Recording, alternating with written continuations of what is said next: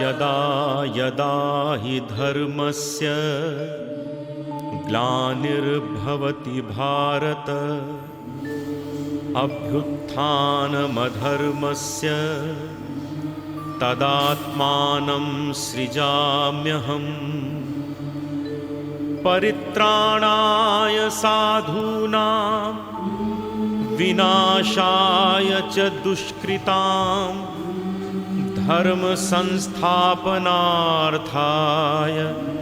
संभवामि युगे युगे। श्रीमद् भगवद गीता भगवान श्री कृष्ण की वाणी है। गोकुल में जिन्होंने बांसुरी से गोपियों का मन मोहा, रास लीला की, तो समय आने पर सुदर्शन चक्र भी धारण किया।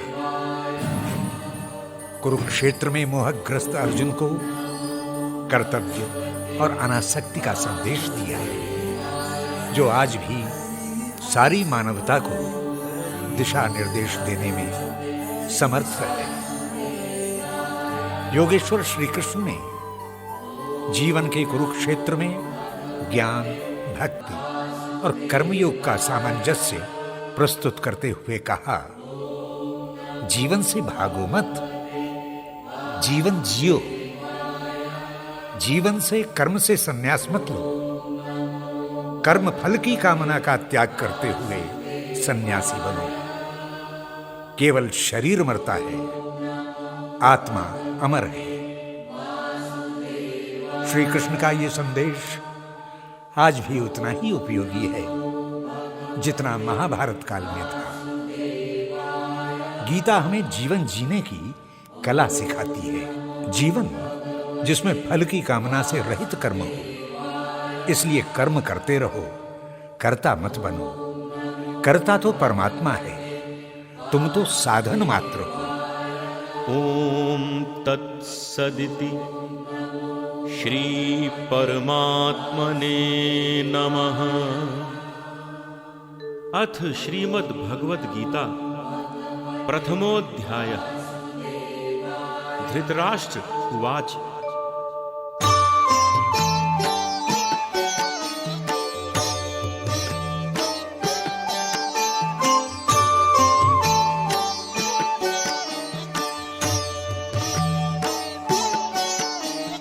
धर्मक्षेत्रे कुरुक्षेत्रे समवेतायुयुत्सवः मामकाः पाण्डवाश्चैव किमकुर्वत संजय। संजय उवाच। दृष्ट्वा तु पाण्डवानीकं व्यूढं दुर्योधनस्तदा आचार्यम् उपसंगम्य राजा वचनम् अब्रवीत्।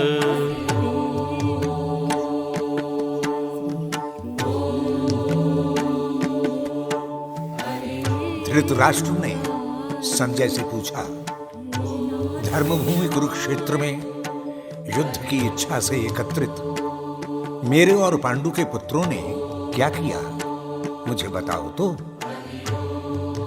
संजय ने विनयपूर्वक उत्तर देते हुए कहा, महाराज, आपके पुत्र ने जब व्यूहबद्ध पांडवों की सेना देखी तो आचार्य द्रोण के पास जाकर ये वचन कहे,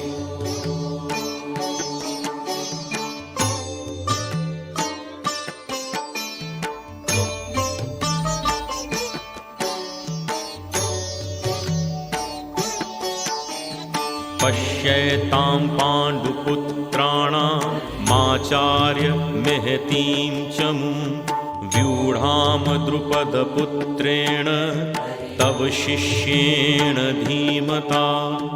अत्र शूरा महेश्वासा भीमार्जुन समायुधि युयुधानो विराटश्च द्रुपदश्च महारथः।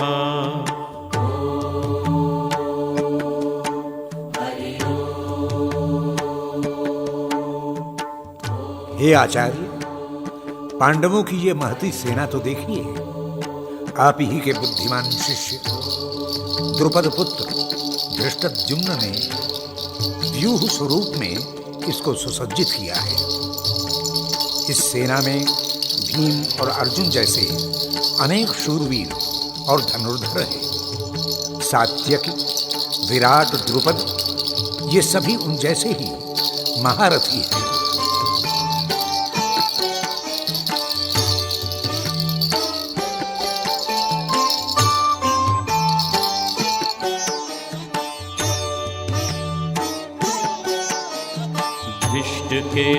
धृष्टकेतुश्चेकितानः काशीराजस्य वीर्यवान् पुरुजितकुन्तिभोजस्य शैब्यश्च नरपुङ्गवा युधामन्युश्च विक्रान्त उत्तमौजाश्च वीर्यवान् सौभद्रो द्रौपदेयाश्च सर्व एव महारथाः।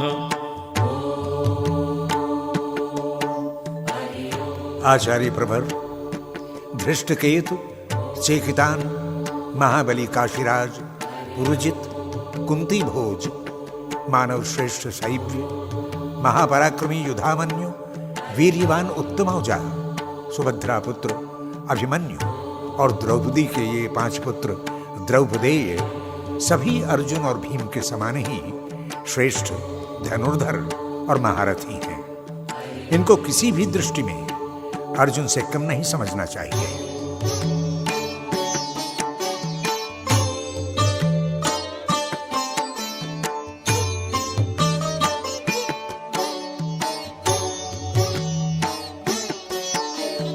अस्माकं तु विशिष्टाये तान्यबोधद्विजोत्तम नायका मम सैन्यस्य संज्ञार्थं तान् ब्रवीमि। भवान् भीष्मश्च कर्णश्च कृपश्च सम्मितिं जय अश्वत्थामा विकर्णश्च सौमदत्तिस्तथैव च।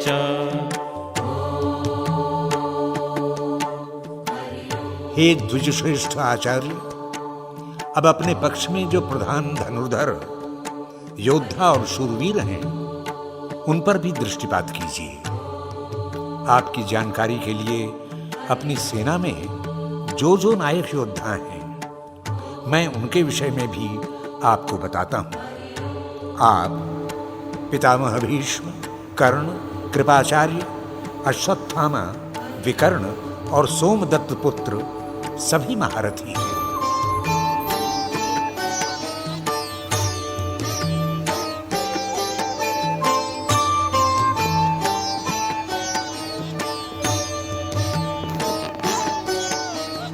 अन्ये च बहवः शूरा मदर्थे त्यक्तजीविताः नानाशस्त्रप्रहरणाः सर्वे युद्धविशारदाः अपर्याप्तं तदस्माकं बलं भीष्माभिरक्षितं पर्याप्तं त्विदमेतेषां बलं भीमाभिरक्षितम्। हे द्विजोत्तम, ये सभी शूरवीर योद्धा मेरे लिए जीवन की आशा का त्याग कर अनेक प्रकार के प्रहारक शस्त्रास्त्रों से सुसज्जित इस युद्ध भूमि में खड़े हैं। ये सभी युद्ध कर्म में अत्यंत निपुण हैं। भीष्म पितामह से संरक्षित हमारी सेना सब प्रकार से अजेय है, जबकि भीम द्वारा रक्षित सेना इसके सामने अपर्याप्त है।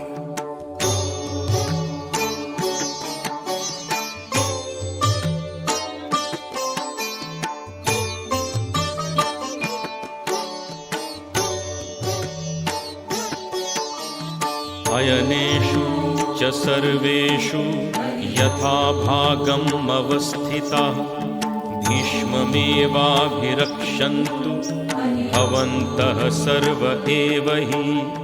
तस्य सञ्जयन हर्षं कुरुवृद्धः पितामहः सिंहनादं विनद्योच्चैः शङ्खं दध्मौ प्रतापवान्। आचार्य श्रेष्ठ, व्यूह के जिन स्थानों पर आप सब सेना नायक नियुक्त हैं, वहीं पर रहते हुए आप भीष्म पितामह की सब ओर से रक्षा करें। जब दुर्योधन आचार्य द्रोण को सेना संचालन के विषय में बता रहा था, तभी प्रतापी पितामह ने सिंह की गर्जना के समान घोष करने वाले शंख को बजाया, जिसको सुनकर दुर्योधन के मन में अत्यंत हर्ष हुआ।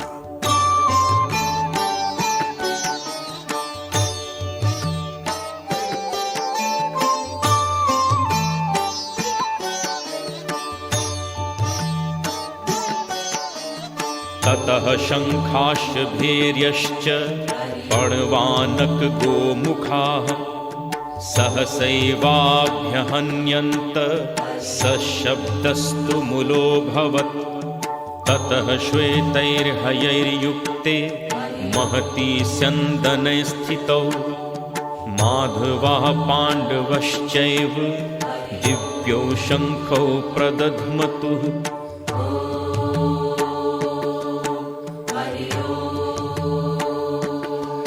जैसे ही भीष्म पितामह ने शंख बजाया, वैसे ही अनेक शंख, नगाड़े, ढोल, मृदंग और नरसिंघे बजने लगे। सारे वाद्य मिलकर भयंकर शब्द उत्पन्न कर रहे थे। तभी श्वेत घोड़ों से सुसज्जित श्रेष्ठ रथ में विराजमान कृष्ण और अर्जुन ने अपने अपने दिव्य शंखों को बजाकर रणभेरी के शब्द को और भी भयानक बना दिया।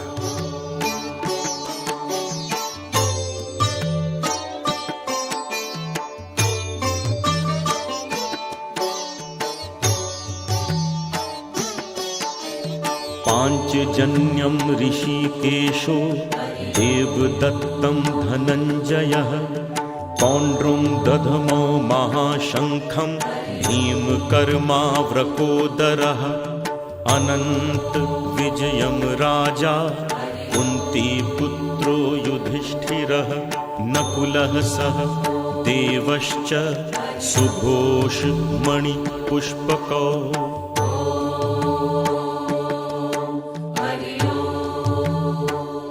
भगवान श्री कृष्ण ने अलौकिक पांचजन्य शंख और अर्जुन ने अपना दिव्य देवदत्त नामक शंख बजाया तथा भीम ने पौंड्र नामक शंख बजाया। कुंती के ज्येष्ठ पुत्र राजा युधिष्ठिर ने अनंत विजय नामक शंख तथा माद्री पुत्र नकुल और सहदेव ने सुघोष और मणिपुष्पक नामक शंख से उद्घोष किया।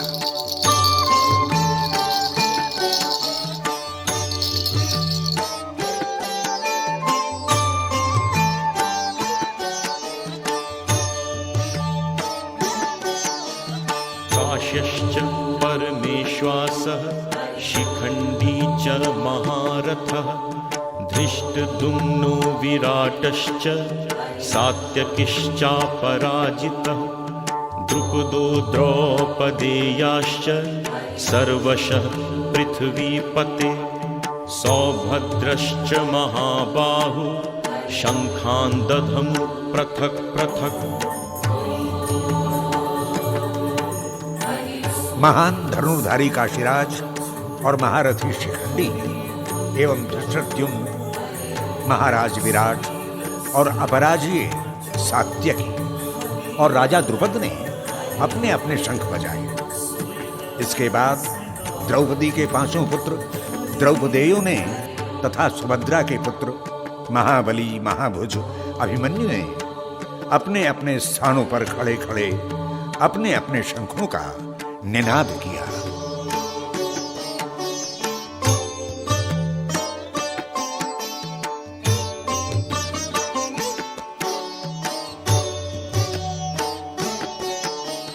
सघोषोधार्तराष्ट्राणां हृदयानि व्यदारयत् नभश्च पृथ्वीं चैव तुमुलो व्यनुनादयन् अथ व्यवस्थितान् दृष्ट्वा धार्तराष्ट्रान् कपिध्वज प्रवृते शस्त्रसम्पाते धनुरुद्यम्य पाण्डवः। रणभेरी और शंखों के उस भयानक शब्द से द्यावा पृथ्वी सहित सभी दिशाएं गुंजायमान हो उठी।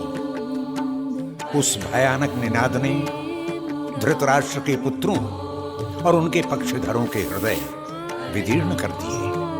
हे राजन, इसके पश्चात कपिध्वज अर्जुन ने धृतराष्ट्र के पुत्रों तथा उनके संबंधियों की व्यवस्थित सेना को देखकर युद्ध आरंभ होने पर अपना गांडीव उठा लिया।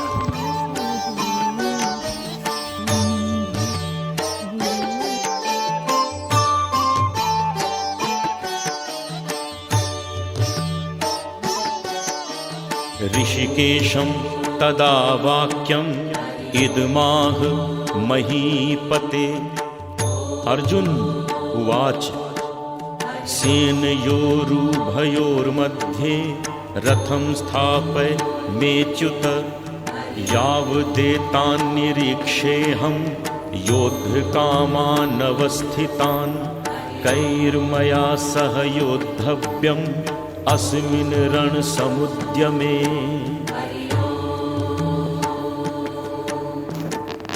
तब अर्जुन ने भगवान कृष्ण से कहा, हे अच्युत, मेरा रथ दोनों सेनाओं के बीच में खड़ा कर दीजिए, ताकि मैं उन योद्धाओं को ठीक प्रकार से देख सकूं जो युद्ध की कामना से इस युद्ध क्षेत्र में आए हुए हैं और जिन योद्धाओं से मुझे इसी कुरुक्षेत्र में युद्ध करना है।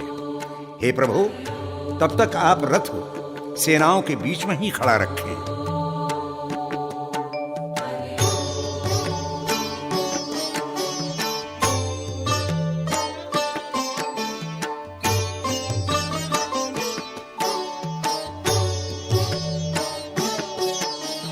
योत्स्यमाना नवीक्षेऽहं य एतेऽत्र समागता धार्तराष्ट्रस्य दुर्बुद्धे युद्धे प्रिय चिकीर्षवः। संजय उवाच एवमुक्तो ऋषिकेशो गुडाकेशेन भारत सेनयोरुभयोर्मध्ये स्थापयित्वा रथोत्तमम्। इस युद्ध में जो दुर्बुद्धि दुर्योधन का हित चाहते हैं और उसी को विजयी बनाने के लिए इस सेना में लड़ने को उद्यत हैं, मैं ऐसे सभी योद्धाओं को ठीक से देखना चाहता हूं। युद्ध क्षेत्र का विवरण देने वाले संजय ने धृतराष्ट्र से कहा, हे भारत, अर्जुन के इन वचनों को सुनकर श्री कृष्ण ने वह उत्तम रथ दोनों सेनाओं के बीच में खड़ा कर दिया।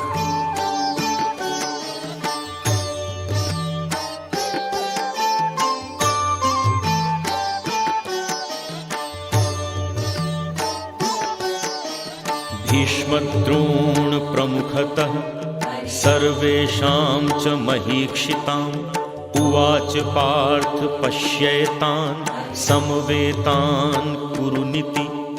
तत्रापश्य स्थितान् पार्थ पितॄनथ पितामहान् आचार्यान् मातुलान् भ्रातॄन् पुत्रान् पौत्रान् सखींस्तथा।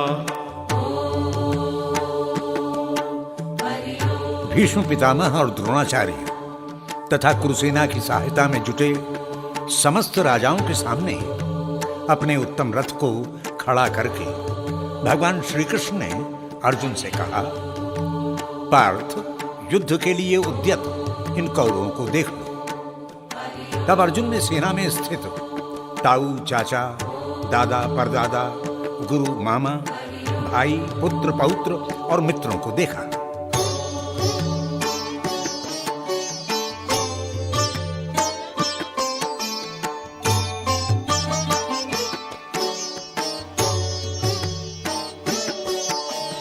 शशुरान् सुहृदश्चैव सेनयोरुभयोरपि तान् समीक्ष्य स कौन्तेयः सर्वान् बन्धुनवस्थितान् कृपया पर्याविष्टो विषीदन्निदमब्रवीत्। अर्जुन उवाच दृष्ट्वेमं स्वजनं कृष्ण युयुत्सुं समुपस्थितम्। प्रथापुत्र अर्जुन ने देखा कि दोनों सेनाओं में ही उसके ससुर और सुहृद खड़े हैं। युद्ध की कामना से उत्तेजित युद्ध क्षेत्र में खड़े अपने बंधुओं और संबंधियों को देखकर अर्जुन का हृदय करुणा से भर गया। शोकाकुल अर्जुन ने भगवान कृष्ण से कहा, हे कृष्ण, स्वजनों को युद्धोत्सुक देखकर मेरा मन दुख के सरोवर में डूबा जा रहा है।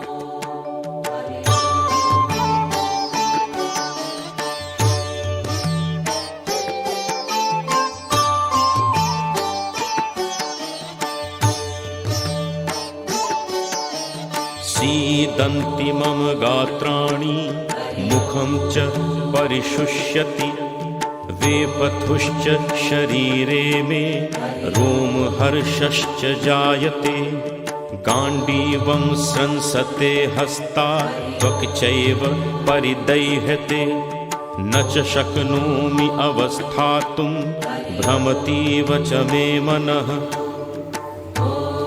हे कृष्ण, मेरे सारे अंग इस दुखद अनुभूति से शिथिल हुए जा रहे हैं। मुख शोकाग्नि से सूख रहा है तथा सारे ही शरीर में रोमांच और कंपन हो रहा है।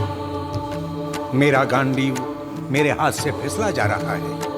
सारी त्वचा जैसे जल रही है। मन भ्रमित हो रहा है तथा मैं सीधा खड़ा होने में अपने को असमर्थ पाता हूं।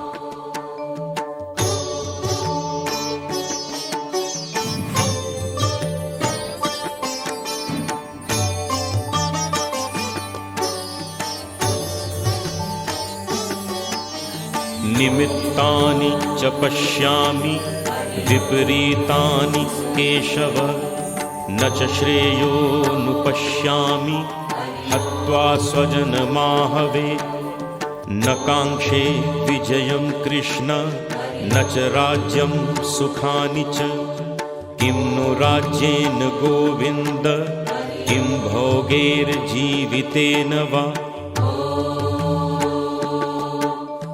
हे केशव, ये विपरीत लक्षण युद्ध में प्रवृत्त होने से मुझे रोक रहे हैं। इन स्वजनों को मारकर मुझे किसी प्रकार का कल्याण नहीं दिखता। प्रभु, न तो मैं विजय की कामना करता हूं न राज्य सुखों की। हे गोविंद, ऐसे राज्य सुख तथा दूसरों की मृत्यु से जन्मे भोग से भी क्या लाभ।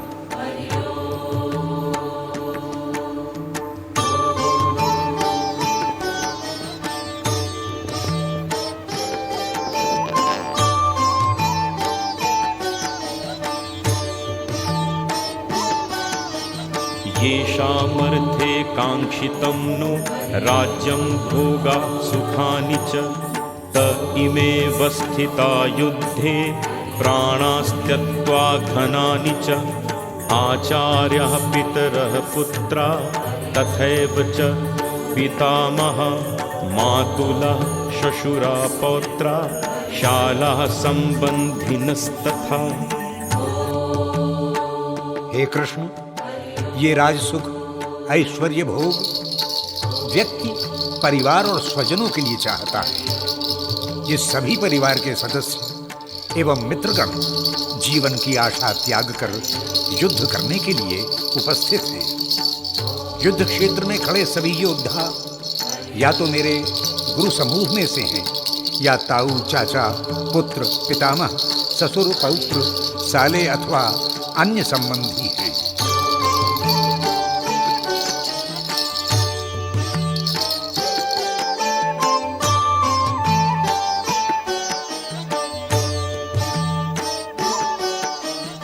एतान्न हन्तुमिच्छामि घ्नतोऽपि मधुसूदन अपि त्रैलोक्यराजस्य हेतुः किमनु मही कृते निहत्य धार्तराष्ट्रान्न का प्रीति स्यात् जनार्दन पापमेवाश्रये तस्मान् हत्वैतान्ना ततायिनः।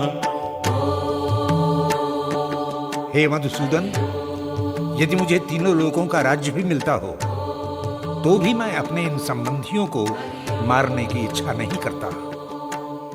तब केवल पृथ्वी पर स्थापित इस लघु राज्य के लिए मैं इस दुष्कर्म में क्यों प्रवृत्त हूं?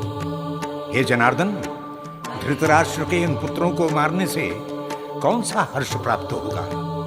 इन आतताइयों को मारने पर हमें पाप ही लगेगा।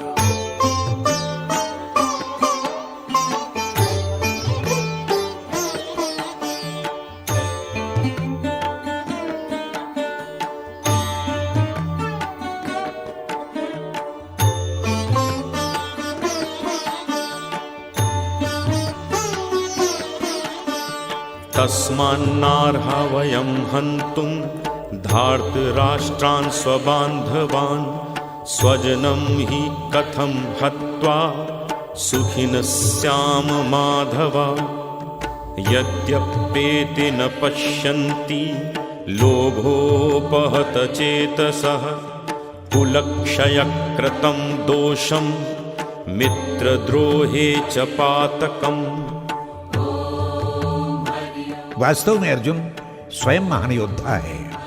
उसे युद्ध करने और शत्रुओं का वध करने में कोई संकोच नहीं है। संकोच है तो स्वजनों को मारने में है। इसीलिए वो कृष्ण से कहता है, हे माधव, धृतराष्ट्र के इन पुत्रों और संबंधियों को मारकर हम कैसे सुखी रहेंगे? ये तो हमारे भाई और संबंधी हैं। ये लोभ के वश में होकर कुलनाश और मित्रद्रोह का पाप नहीं देख रहे, पर हम तो देख रहे हैं।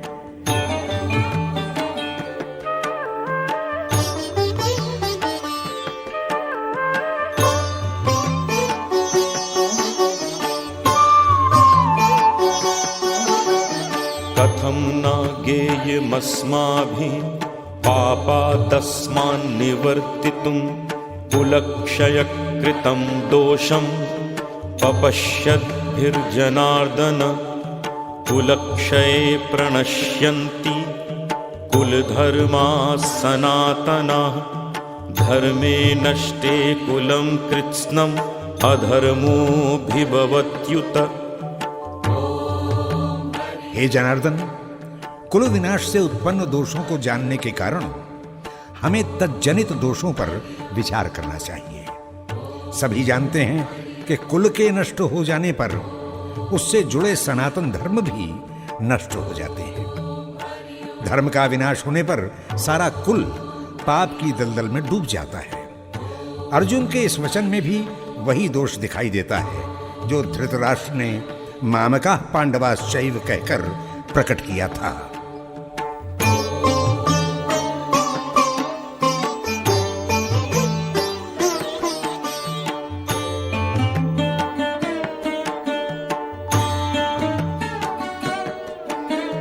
अधर्माभिभवात् कृष्ण प्रदुष्यन्ति कुलस्त्रियः। स्त्रीषु दुष्टासु वाषणेय जायते वर्णसंकरः। संकरो नरकायैव कुलघ्नानां कुलस्य च पतन्ति पितरो हेषां लुप्तपिण्डोदकक्रिया। अर्जुन ने कृष्ण से कहा, हे माधव, पाप के अत्यधिक बढ़ जाने से कुल की स्त्रियां दूषित हो जाती हैं।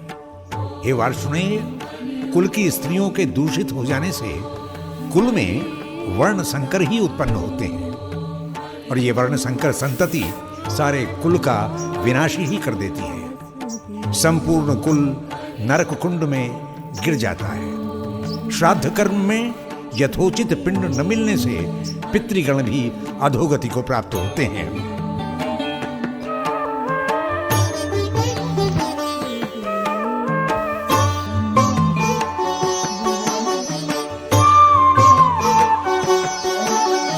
दोषैरेतैः कुलघ्नानां वर्णसंकरकारकै उत्सादयन्ते जातिधर्मा कुलधर्माश्च शाश्वताः।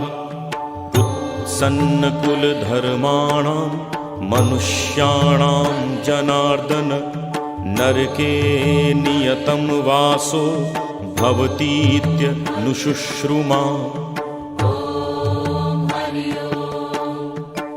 अर्जुन बहुश्रुत विद्वान की भांति बोले जा रहा है, हे मधुसूदन, वर्ण संकर कुल और कुल धर्म का तो विनाश करते ही हैं, संपूर्ण जाति का भी नाश कर देते हैं। हे जनार्दन, जिस जाति से कुल धर्म नष्ट हो जाते हैं, उस जाति के सभी मनुष्य अनंत काल तक नरक के दुख और पीड़ाओं का भोग करते हैं।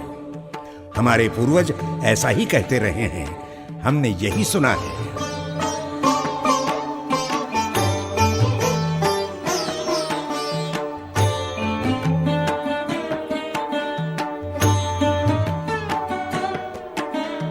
अहोबत महत् पापम कर्तुम व्यवसिता वयम यद राज्य सुख लोभेन हंतुम स्वजन मुद्यता यदि माम अप्रतीकारम अशस्त्रम शस्त्रपाणयः धार्तराष्ट्रारणे हन्युः तन्मे क्षीम तरम भवेत्।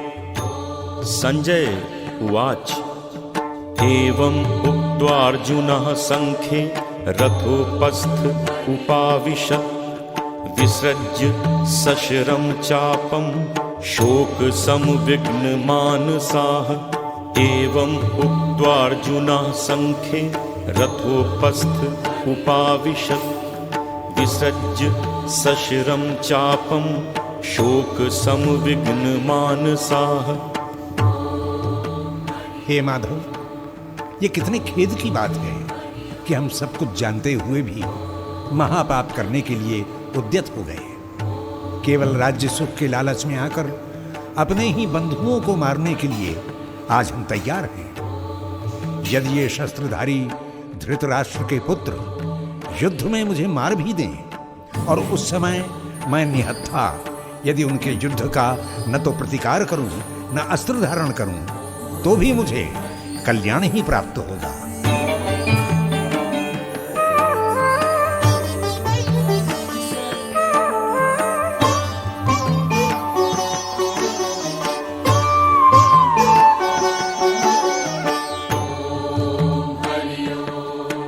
धृतराष्ट्र को कुरुक्षेत्र युद्ध का विवरण देते हुए संजय ने कहा, हे राजन, इस प्रकार अर्जुन मोहजन्य विषाद से इतना ग्रस्त हो गया कि उसने युद्धारंभ होने से पूर्व ही बाणों सहित अपना गांडीव धनुष एक ओर रख दिया और स्वयं भी रथ के पिछले भाग में जाकर बैठ गया। शोक से उसका मन अत्यंत उद्विग्न हो रहा था। एक प्रकार से उसने मौन घोषणा कर दी थी कि वो युद्ध नहीं करेगा। इति प्रथमोध्यायः।